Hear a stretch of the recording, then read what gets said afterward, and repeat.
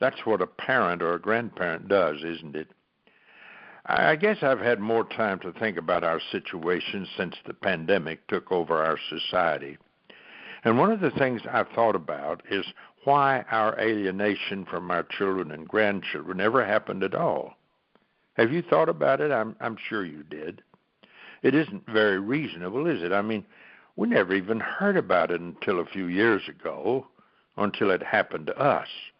Maybe a few people had such problems, children rebelling and going off from home and never getting back in touch. Maybe even having families and not ever bringing them home to meet us.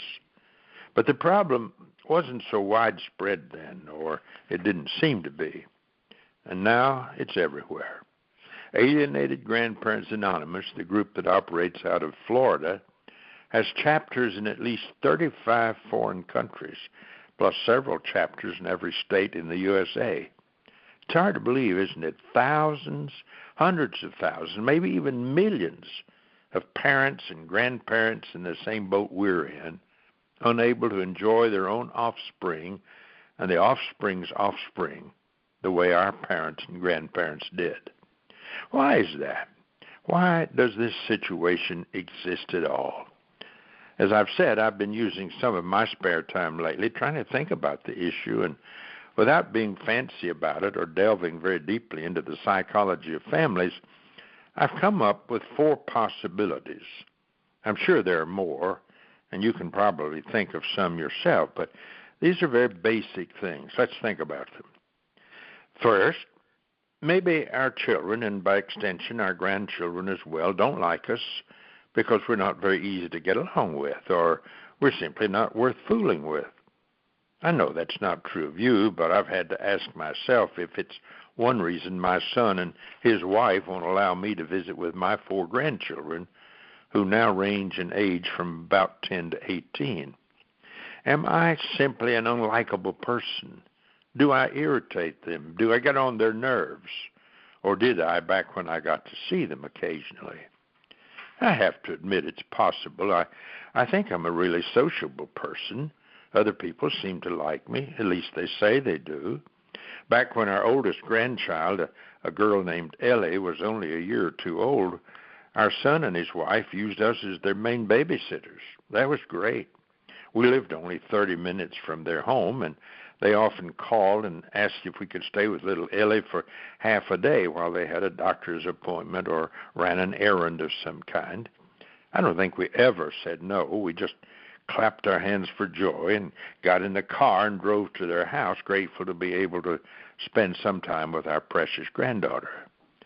But maybe Ellie wasn't old enough to know whether we were good grandparents or not, and her parents decided we were not acceptable. So when their next child came along, another little girl named Chloe, they just dropped a curtain between us and wouldn't let us see either of the children again. Boom, just like that. The children's other grandfather had moved to Florida after he and their grandmother divorced, and he had a series of girlfriends. One of them, who used to babysit with my grandchildren when their parents brought them to Florida, telephoned me a couple of years ago. I'm not sure why. I think it was because she knew the situation and felt sorry for me. She and the other grandfather had broken up, and maybe that freed her to be more honest with me. She phoned 3 times over a period of a couple of months. The last time she called, I asked her a question. I've been thinking about my grandchildren, I said, and I wonder what their parents told them was the reason that they couldn't ever see their grandfather, who lives only 30 minutes or so away from them. Oh, that's easy, she said. They just tell them you're evil. Boy, that stopped me in my tracks. I had to admire the ingenuity of that. Children might accept an explanation like that without questioning it any further. Evil has a lot of connotations.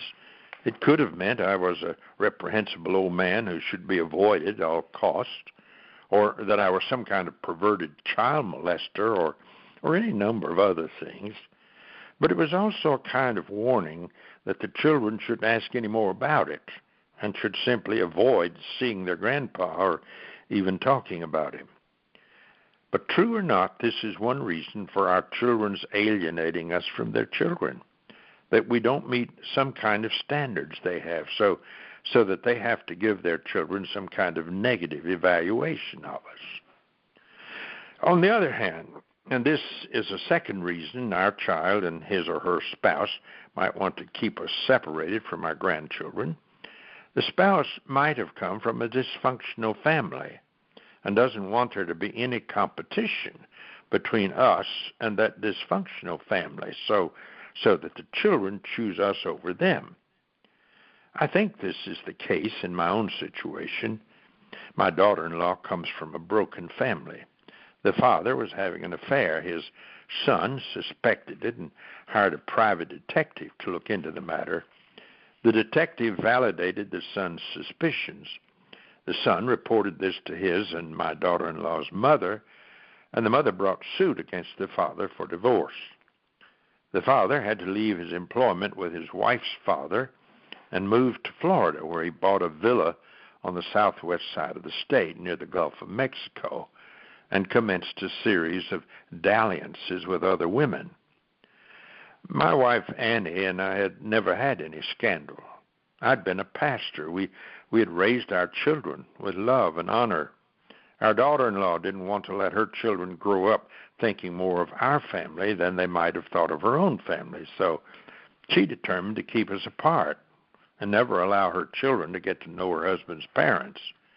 We'd babysat for the first child, Ellie, and we got to see the second child, Chloe, for a short time after she was born, but we weren't even permitted to meet the third and fourth grandchildren, and to this day, I've never laid eyes on them. Through the years, after the formation of the group called Alienated Grandparents Anonymous, I've served on the board of that organization, and as a retired pastor, I've often been called on to counsel people who were grieving because they couldn't see their own grandchildren. My present wife, Gloria, and I have even conducted a seminar for alienated grandparents at a local spiritual care center here in the little town of Warrenton, Virginia, where we live. So I've known quite a few alienated grandparents, and I have to say that almost all of those grandparents were obviously very worthy people, good people, with kind hearts and loving natures, and yet almost all of them had been villainized by their daughters-in-law. I know that sons-in-law have been known to insist on alienating their parents-in-law, but I've never personally met any sons-in-law who did that. In my experience, it was always a daughter-in-law. From what I've known and experienced, I believe this is a principal reason for some grandparents aren't able to have a normal personal relationship with their grandchildren, that their son or daughter-in-law doesn't want the grandchildren growing up knowing the grandparents because that person's own family background is thought to be inferior to that of the husband or wife's family. It's sad, but it's true. Now, there's a third reason why parents may wish to prevent any real or lasting relationship between their children and the children's grandparents. It may be that they're afraid of the grandparents' power and influence over their own lives and destinies. They don't want the grandparents to exercise any control over them and their children's behavior or decisions or way of managing their own affairs. This could well be the most legitimate reason for young parents to wall off their own lives and their children's lives from the influence of a particular set of grandparents. I can imagine that, can't you? I mean, let's say that the grandparents have been very successful people, successful in business, successful with friends and associations, successful in managing their own finances and way of life, and their children, their own child and the child's spouse, don't want these parents to have any undue control over them and the way they raise their families. Now, that's a reasonable situation, isn't it? It's a matter of exercising power and control. And neither a son-in-law nor a daughter-in-law would want to surrender his or her self-determination to the grandparents of their children. I say it's reasonable It may not be the smartest things to do or the wisest way to be, but it is at least reasonable. That is, we can understand the clash of personalities and authority, and therefore the decision of the children to avoid any relationship to the parents that might interfere with their own independence. Think about it. Our children grow up under our watchful care. If we're very managerial at all, we spend a lot of time and effort directing their choices and helping them to become wise and efficient in the way they live their lives. Then, when our children grow into young manhood or womanhood, we may have trouble keeping our opinions to ourselves and want to continue to direct their choices. They eventually come to resent this, especially after they marry and establish their own households. I've known a few situations in which this factor determines how the families continue to relate after grandchildren enter the picture.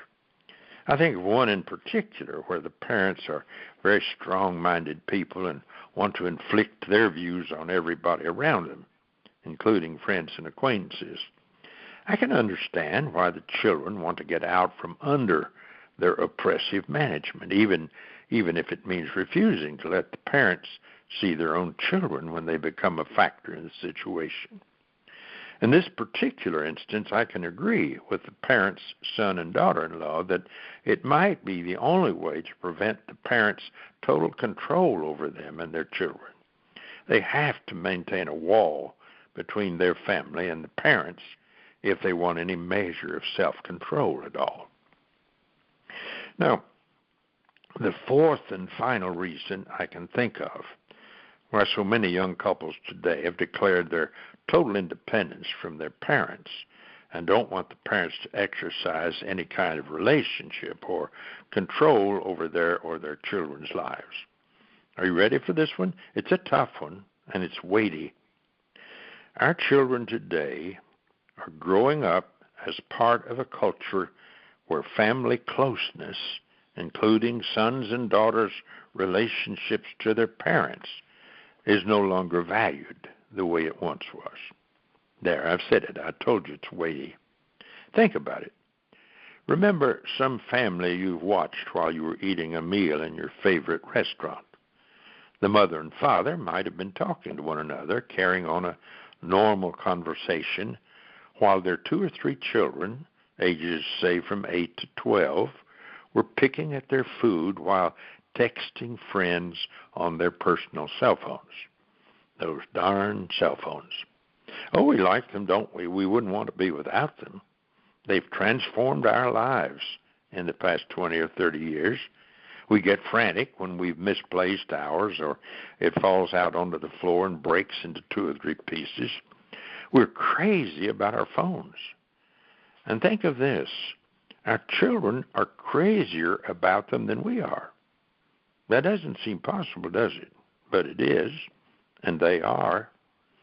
Their phones are their hookups to their larger worlds, to their closest friends, to friends they don't even know yet, to subjects and experiences they don't want to miss and won't miss as long as they have those little technological marvels in their hands. Do you know what's the worst punishment any parent can inflict on a child today? Is to take away the child's cell phone.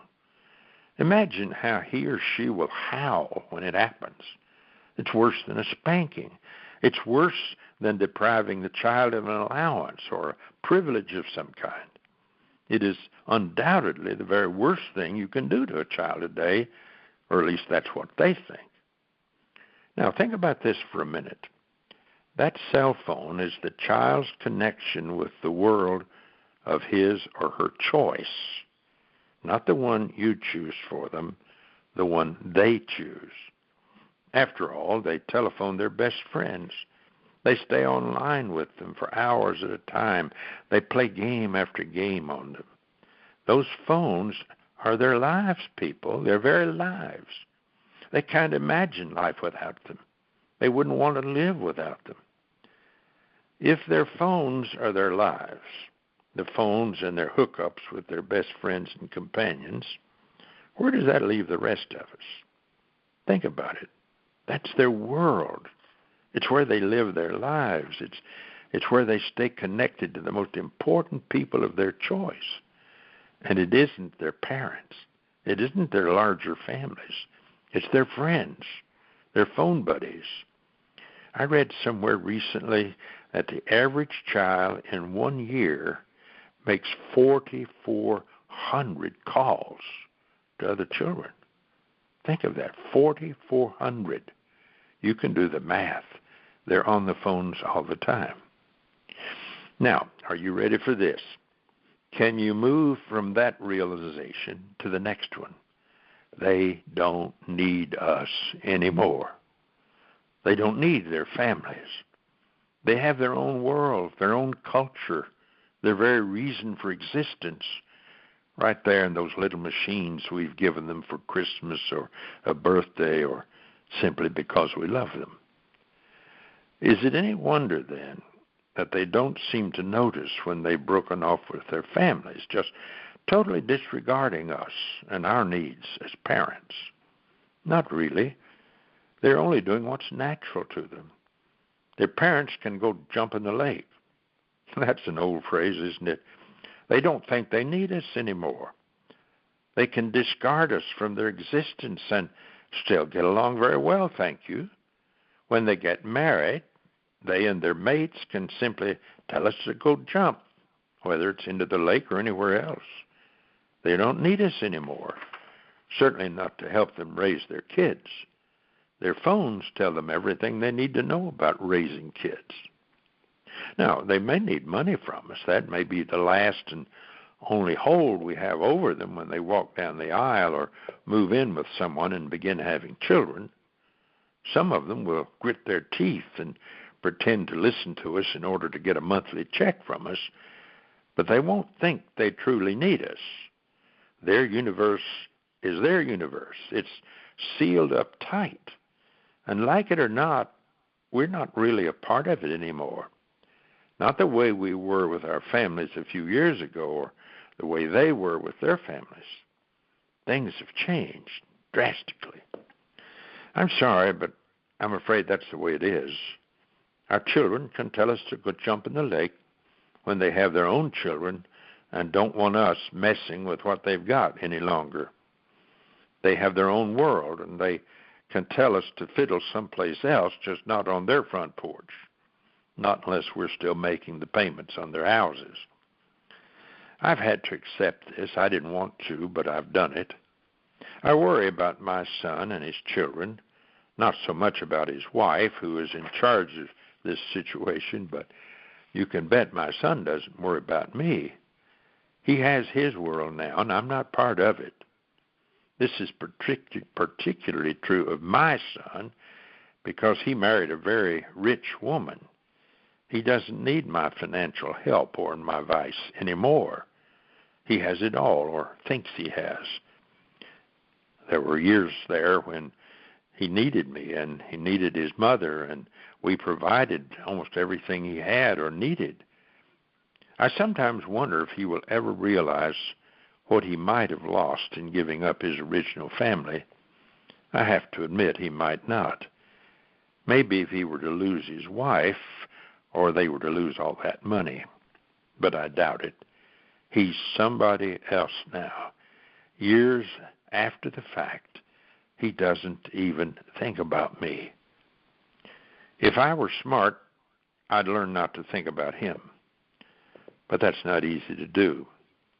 Many of us were raised in the old world, the one where there were families and love and devotion and strong emotional ties. But our children have mostly grown up in a different world, and many of them don't seem to miss the old one, the one where we rocked them and fed them and clothed them and taught them and tried to give meaning and substance to their lives.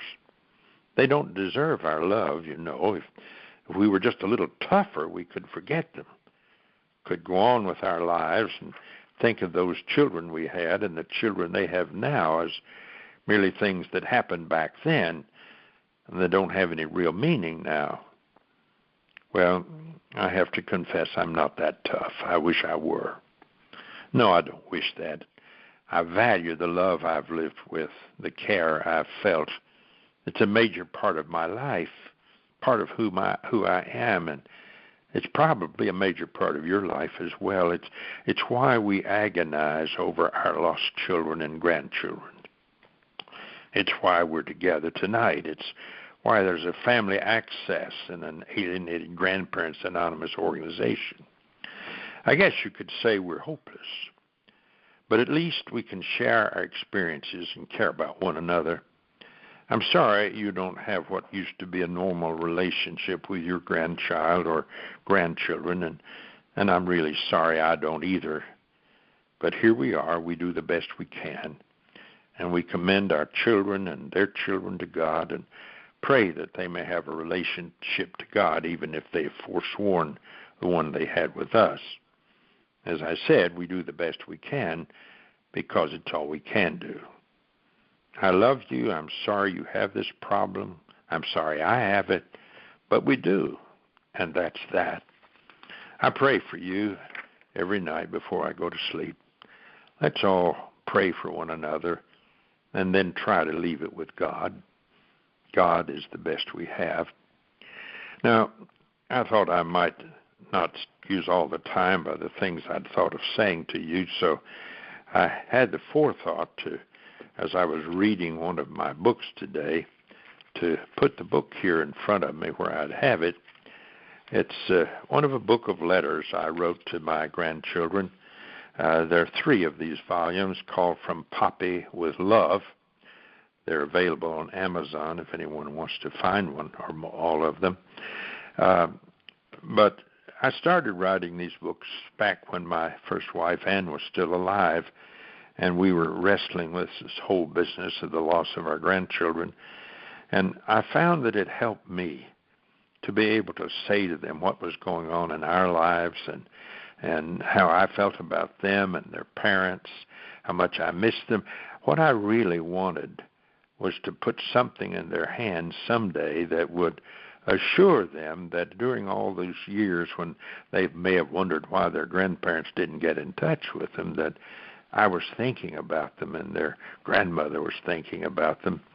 And so I started writing these books. Now, I recommend this to any of you who want to do something. You find that you can't really have your grandchildren. You can't be with them. You can't talk to them on the phone or write to them on the internet. But maybe you can do what I did. I haven't given these books to my grandchildren. I know if I sent them to their home, their parents would confiscate them and destroy them and probably at least bend the minds of the children against them for any future time when they might see them. So my plan has been to hold them until I hear from someone, if I hope I can, that my eldest grandchild has gone off to college somewhere. If I can find out where it is and I'll know how to write to her, I'll send her a set of these letters. Let her read them for herself now at her leisure and at least understand that her grandparents loved her and cared for her. They didn't abandon her as her parents might have told her they did. I've recommended this to several people who've asked if there wasn't something they could do. To me, it's about as harmless a way to pass your time as there is. And you may be surprised as you read them in subsequent years at the things that you feel as you reread them. I know that because I've been rereading my 3 books of letters. I'm on the 3rd book now.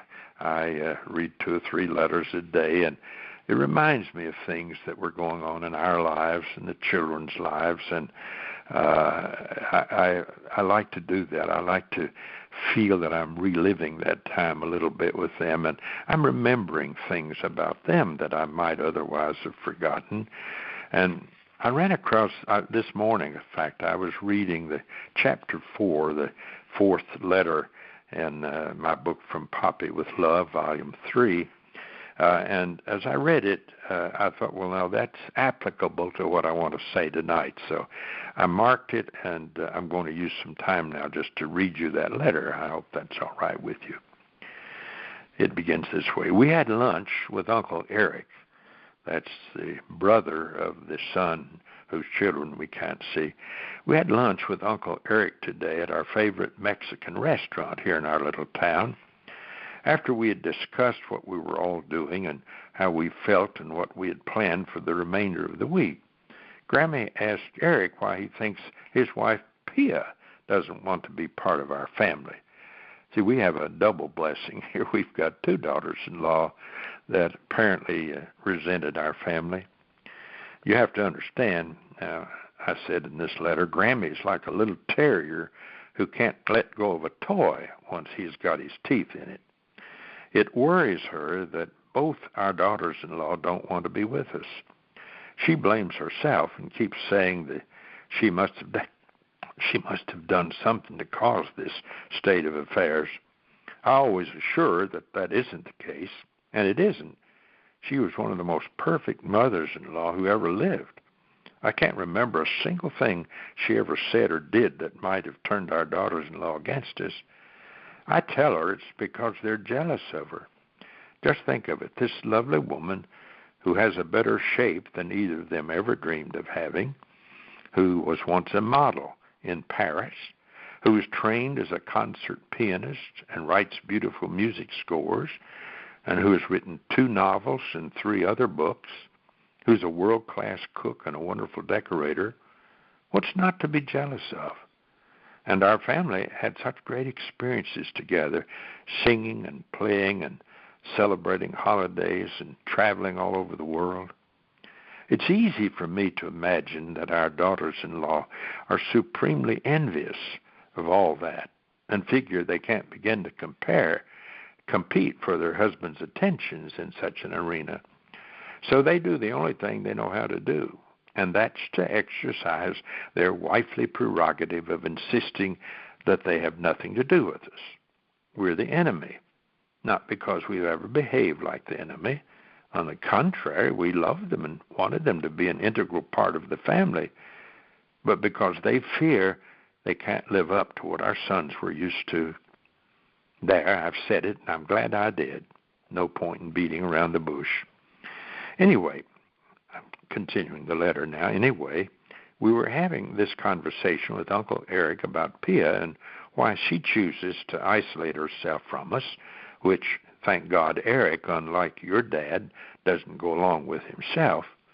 And Grammy was pressing him to talk about it, and if he could, clue us in on what was going on in her mind. What Eric did, instead of answering her question directly, was to frame it in a bigger perspective. It's the culture, he said. We live in a totally different culture today. It's digital. Most people are socially connected via their iPhones and iPads, not personally and warmly the way people once were. This generation doesn't know how to relate in the old way. It only knows this new way, and the new way allows them to think they're being friends when, in fact, they're only digitally related, not truly related at all. That made a lot of sense to me. I thought I would remember what he said and write it in one of these letters. You belong to the digital age, too.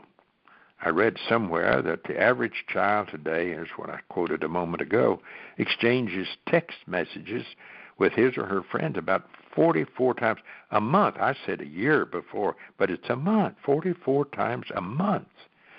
That's, 1,500 times a day? Can you believe that? Some children take their phones to bed with them and text their friends before going to sleep. They wake up in the night and text their friends. They wake up in the morning texting.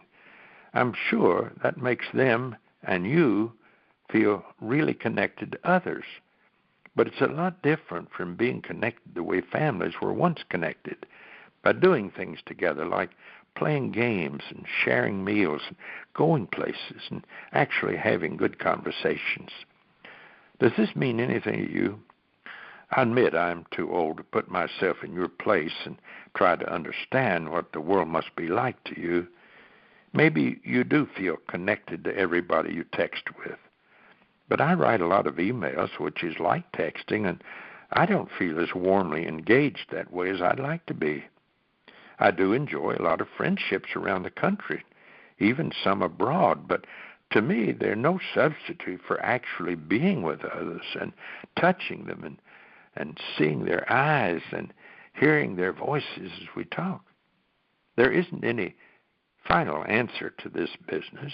Nobody can really say whether digital or direct personal communication is better, but I know that I miss having the latter kind of relationship with you. I wish we even had the first kind, but the latter kind is what I'd really like. I'd like to be able to sweep you up in my arms, each one of you, and give you a hug and a kiss and ask you what you're up to. I don't want you to feel that you've missed a lot by not being with your grandparents, but we've sure missed a lot by not being with you. With much love, Poppy. Well, I still haven't filled out my entire hour. I guess I wasn't really prepared for what I was saying to be as short as it was.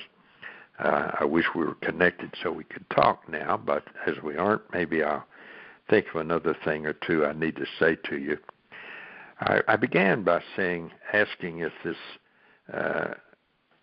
this coronavirus hasn't made things worse for us. It has for me, because it has actually deepened the sense of isolation we have. My wife, Gloria, and her grandchildren are able to be together from time to time, not in large groups, but they wear their masks and get together. In fact, she had a great grandson was born a year ago today.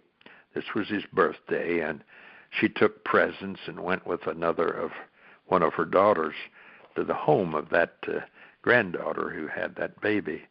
Took some presents and saw the decorations. They didn't stay for a little party that was being thrown because they didn't want to expose anybody to themselves or be exposed to others who might be there. But they had a joyous time going, and it was a great occasion for them. They overcame something of this isolation that most of us are feeling because of the coronavirus. They at least had a morsel of the feast that might have been theirs if it had not been for the virus. But I haven't had that because I am not in contact with my grandchildren at all. My other son and his wife married somewhat late and did not have children. She was not able to have children, so that these are my only grandchildren, and I sorely miss them. And I have to live in anticipation that, as I said, someday maybe one or both or several of them will read these books of letters and realize that maybe Grandpop wasn't such a bad fellow. Maybe he wasn't as evil as they were told he was, and they may want to get in touch. I sort of have that hope. The oldest one is either 17 or 18 now. She's right on the verge, and I think this is her last year in high school, and assume she'll be going to college next year if she is going to a college that is open and has classes. And I want to find out and send her copies of the books, and I sort of suspect that she will come to see me sometime. I live in that hope. It's a terrible time for you, I know, as a grandparent. I know how you would hurt even if it weren't for the coronavirus. But the isolation that's forced upon us because of this is very, very difficult for us. And you only feel it, absorb it more completely in yourself because of what we're going through right now. And I'm sorry for that.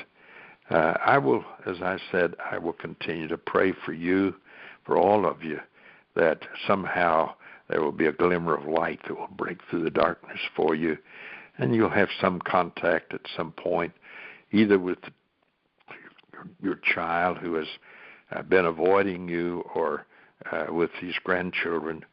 I don't know which hurts worse, to have a child that can betray the parents enough to keep his or her children away from them, or just not to see your own progeny. They're both very hurtful. And we live in a world of pain and difficulty, and it's too bad that our children allow this to be made worse by this situation.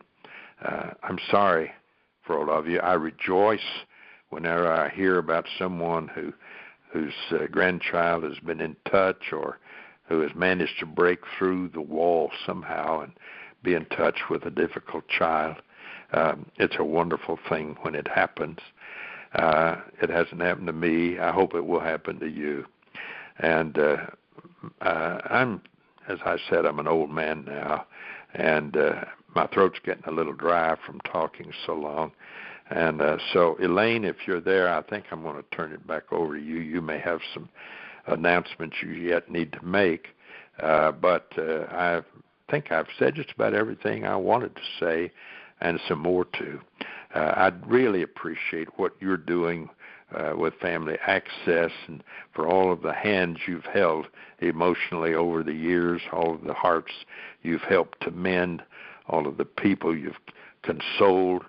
You and Chester have been gems. This has been your way of dealing with your own isolation from a son that you wanted to be with and his children. You have handled it in a very positive and meaningful way. And I think sometimes that's the best thing any of us can do. I don't know if any of you, let me give a little plug here, if I may, for a television program that showed the other night. If you didn't see it, I hope you have some way of retrieving an old program. Robin Roberts, one of the MCs, one of the news people, what is she on, Channel 4, channels? I've forgotten which channel she's on. But Robin Roberts put together a program about a young woman who had a terrible accident with a shark. And to me, it was one of the most inspirational things I've seen in a long time, because it's about how we handle the bad things that happen to us. This young woman's name was Paige Winter, Paige, Paige Winter.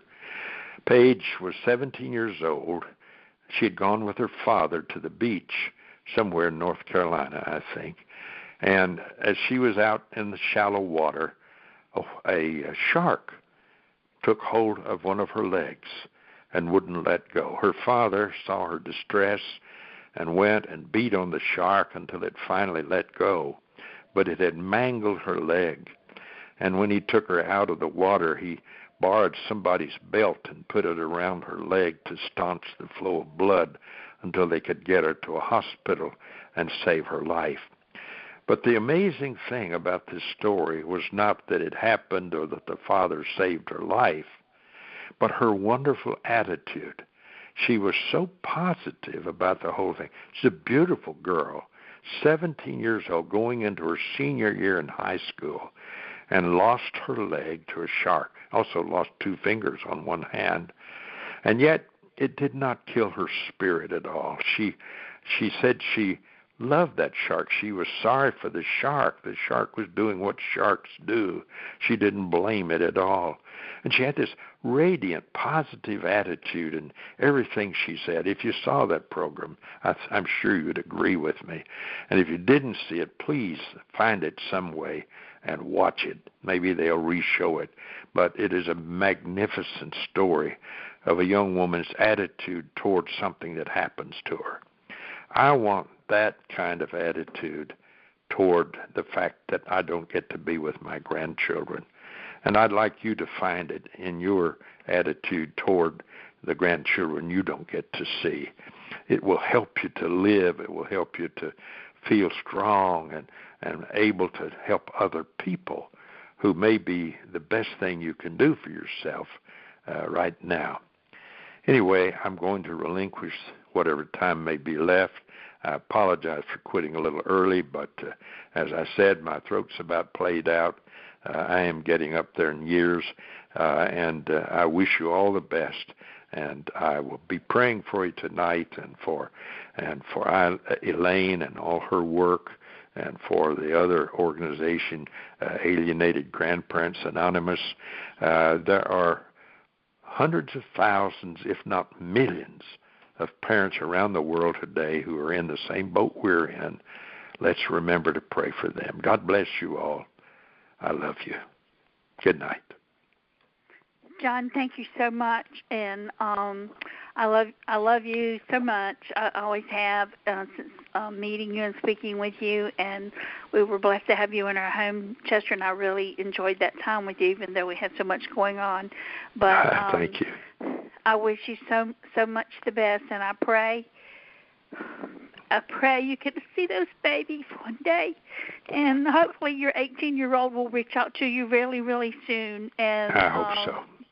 Yeah, I pray God gives you that. So we really thank you for everything. And I too, want to just put in a little bit. I did send an email out. I think it was midday today. Today's been kind of a blur. But,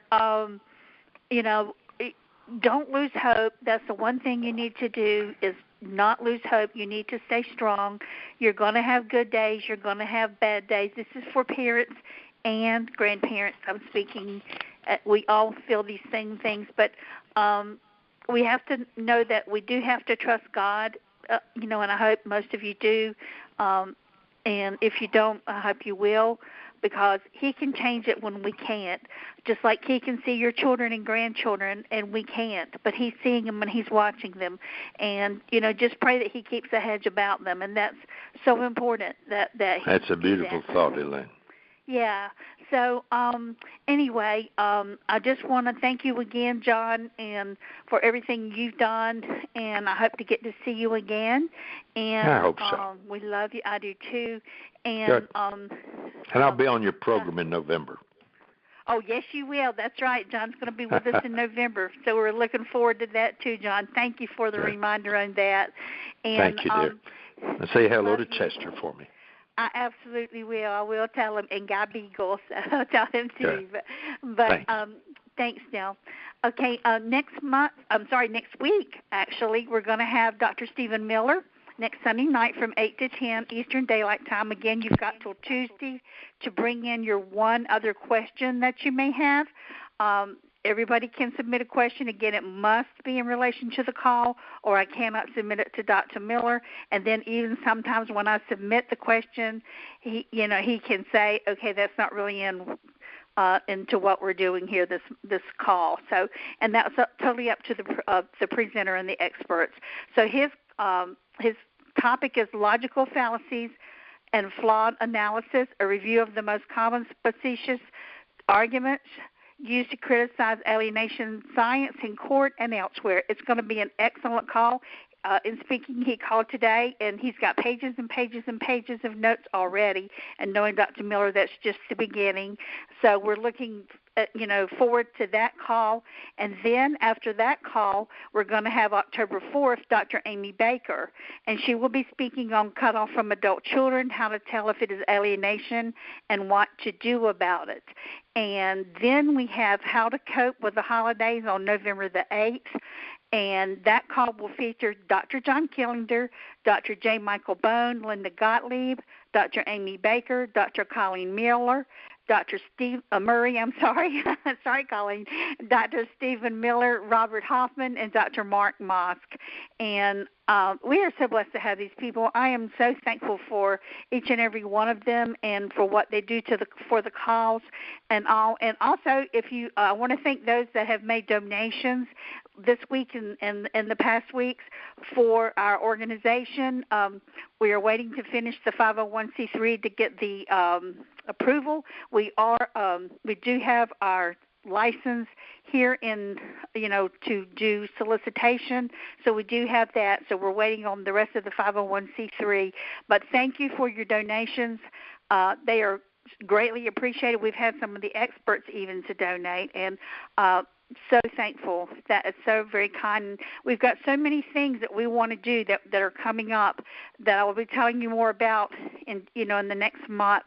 And actually in October we've got another thing that will be coming in too, and I'll be emailing you on that. But just hang in there. We've got lots to do. We really want to bring more awareness and also support and also education to you guys. Please use our website. It's there for you.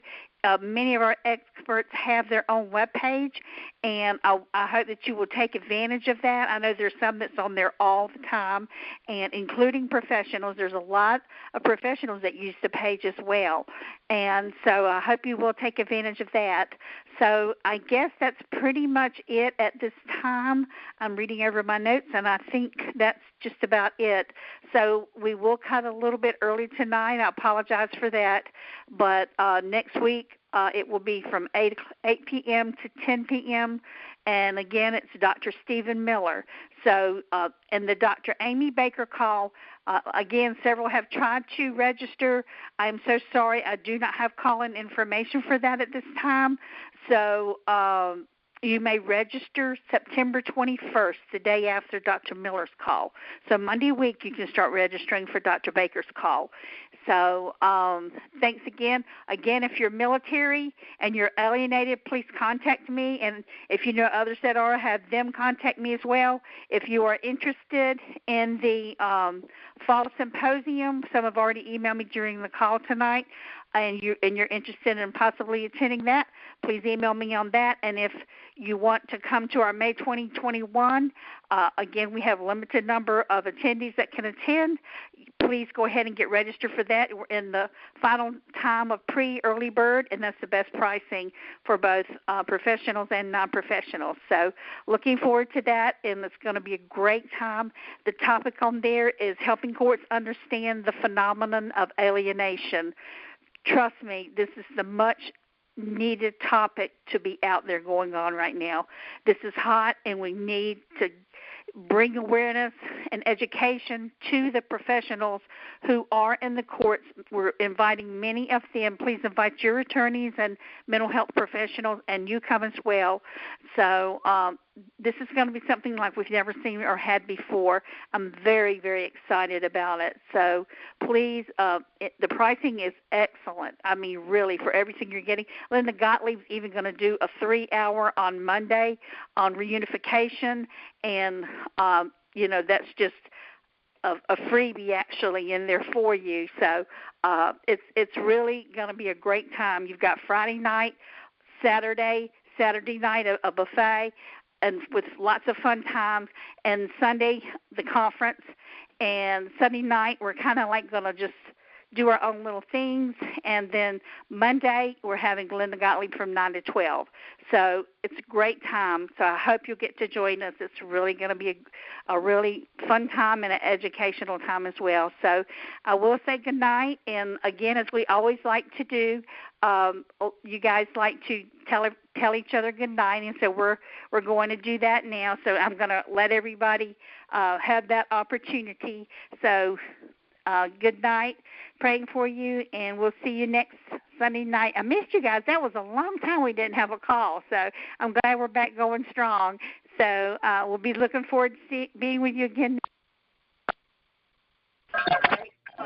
Thank you very much, Elaine. Thank you. Thanks, Elaine. Thank you, Dr. Killinger. It's wonderful. Thank you, Elaine. Thank you, Doctor. My son's birthday is tomorrow. My son, happy birthday to Brendan. God bless. Wish him happy birthday. Yep. Thank you. Stay positive, folks. Thank you. Be well, Elaine. You're welcome. Thank y'all too. Love you all. Love y'all. Bye-bye. Bye-bye. Thank you. Stay positive, everyone. Good night. And travel far and wide to anyone who has to stay. Thank you. Good night. Welcome. Thank you. Good night. See you next Sunday night. Repeatedly on tour specifically to enjoy Gateway. Keep the faith. You're welcome. Good night. That was really good. Glad you enjoyed it. Thanks, Dr. Killinger. Thank you. You're welcome, guys. He loves you guys too, and he prays every day, like he says. He's a precious man. Goodbye to our guests. Good night. Good night. Good night. Thank you again. Good night. Don't give up hope. Night. Thank you, Elaine.